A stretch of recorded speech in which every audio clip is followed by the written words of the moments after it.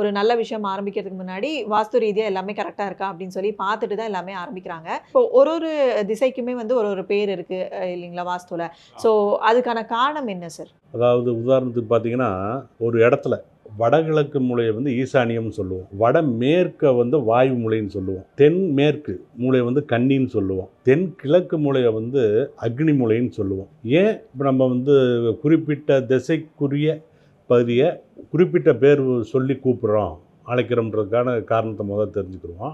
ராசி சக்கரத்தில் பார்த்தீங்கன்னா மேசம், ரிஷபம், மிதுனம் வலஞ்சுழியாக இப்படி சுற்றி வரும். ஆனால் உண்மையிலே வானத்தில் அப்படி கிடையாது. வானத்தில் வந்து இடஞ்சுழியத்தை இப்படித்தான் சுற்றி வரும். கிரகங்கள் தன்னைத்தானே சுற்றிக்கிறது இப்படி தான் இருக்கும். சூரியனை சுற்றி வர்றது இப்படி வந்து இடஞ்சுழியாக தான் சுற்றி வரும். அப்படி பார்க்குறப்ப மீனத்தில் வந்து மீன ராசியே இருக்குது. அப்போ அங்கேருந்து மீனம்னு ஆரம்பித்தோம்னா அதுக்கு மேற்கு போகிற பாதையில் மேசம் இருக்கும். அதுக்கடுத்து ரிஷபம் இருக்கும். அடுத்து வடமேற்கு மூலைன்னு பார்க்குற பார்த்தீங்கன்னா மிதுன ராசி இருக்கும். இந்த இடத்துல நல்லா நீங்கள் புரிஞ்சுக்கிறணும். மீனம்ன்றது அப்படியே நீங்கள் ராசி கட்டத்தில் வச்சுக்கோங்க.